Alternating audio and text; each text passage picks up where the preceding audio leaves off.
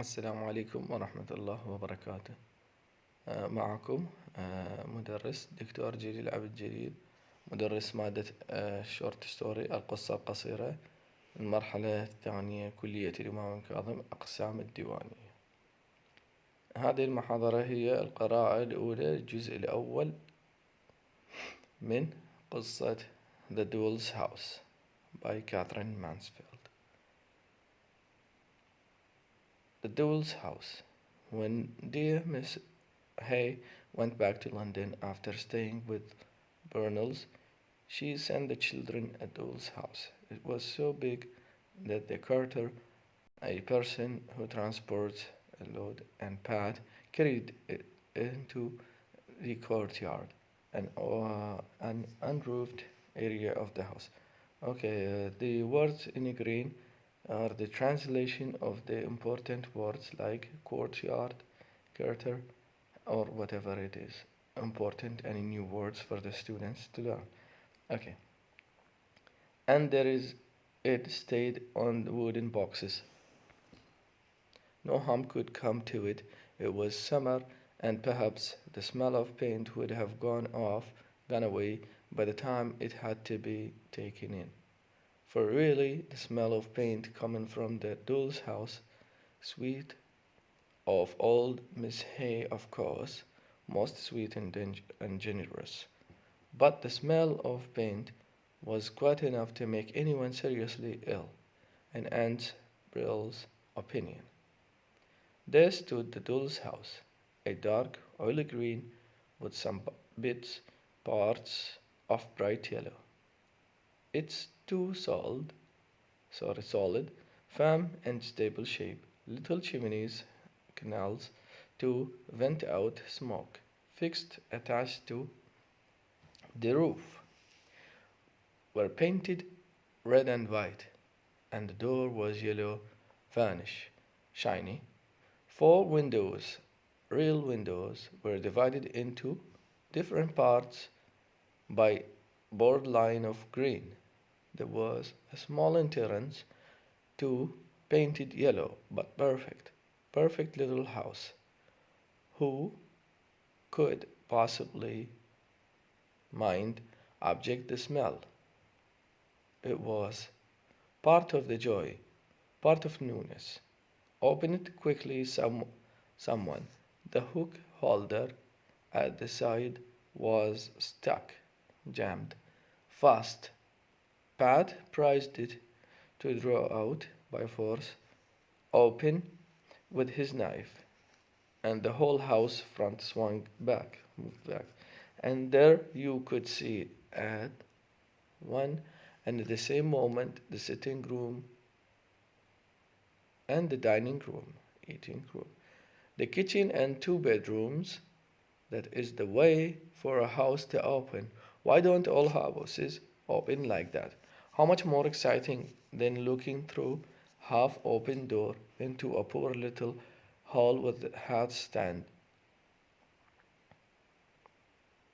That is, it isn't what you want to know about house when you come to the door. Perhaps it is the way God opens houses in the middle of night. Oh, the Burnell children sounded seemed as though they were in despair, hopeless. It was too wonderful, marvelous. It was too much for them. They had never seen anything like it in their lives. All the walls of the rooms were covered with wallpaper. There were pictures on walls, painted on the paper, with gold frames shaping. Complete red carpet covered all the floors except the kitchen. Red chairs in the sitting room, green in the dining room, tables, beds with red bedcloths, furniture, little plates. But what Kezia liked more than anything, what she liked very much indeed, was the lamp, a device of producing light. It stood in the middle of the dining room table, a beautiful little yellow lamp with white glass on it. It was even filled, all ready for lighting, though of course you couldn't light it. But there was something inside that looked like oil and moved when you moved it. The father and mother dolls, who sprawled, lay down, very stiff, rigid, as though they had fainted, grow feeble in the sitting room. And their two little children, asleep upstairs, were really too big for the doll's house. They did not look as though they belonged to it. But the lamp was perfect. It seemed to smell Alcazia to say, I live here. The lamp was real. The Bernal children could hardly walk to school fast enough. The next morning they wanted to tell everybody, to describe, to boast about, speak proudly. Their doll house before the school bell rang. I am to tell, said Isabel. I'm the eldest, and you two can join in after. But I must tell first. There was nothing to answer. Isabel always gave orders, but she was always right, and Lotte and Kezia knew too well the powers that went with being eldest. They walked through a thick, abundant flowers at the road edge side and said nothing. And I am to choose who's to come and see it first. Mother said I might, for it had been arranged, prepared, that while the doll's house stood in the courtyard, they might ask the girls at the school two at a time to come and look, not to stay to tea, of course, or to come wandering, strolling through the house, but just to stand quietly in the courtyard with Isabel, show the beauties, and Lottie and Kezia looked blessed, happy. But although they hurried as they might, by the time they had arrived, the fence, the wall of boys' playground, and the bell had begun to ring. They only just had time to take off their hats and fall into line before their names were called. Never mind, Isabel looked very important and whispered, said softly behind her hand to the girls near her, got something to tell you at playtime. Playtime came and Isabel was surrounded, encircled. The girls of her class nearly almost fought to put their arms round her, to walk away with her, to be her special friend. She received them like a queen under great trees, at the side of the playground, laughing together with the little girls pressed up close, come together tightly, and the only two who stayed outside the ring were the two who were always outside it, the little Calavis. They knew better than to come anywhere near the Bernals, for the fact they for the fact was the school that the Bernal children went to was at all the kind of place the parents would have chosen if there had been any choice. But there was none. It was the only school for many miles, and the result was all the children of the neighborhood, the judge's little girls, the doctor's daughter, the shopkeeper's children, the milkman's, were forced or obliged to mix together. There was an equal number of rough, tough little boys as well, but some children could not be allowed to friendship. There was limit. The limit was reached at the Calavis. Many of the children, including the Bernals, were not allowed, permitted, even to speak to them.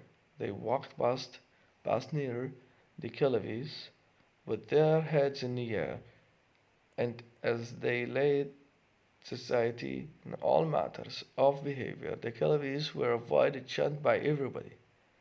Even the teacher had a special voice for them and special smile for other children. When little Gillivy came up to her desk with a bunch of cheap flowers, they were daughters of hard-working little washerwomen who went about, roamed from house to house by the day.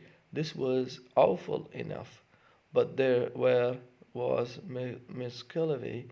Nobody knew. Mr. Gillivy, nobody knew, but everybody said he was in prison. So they were the daughters of washerwomen and a man who was in prison. Very nice company for other people's children, and they looked it.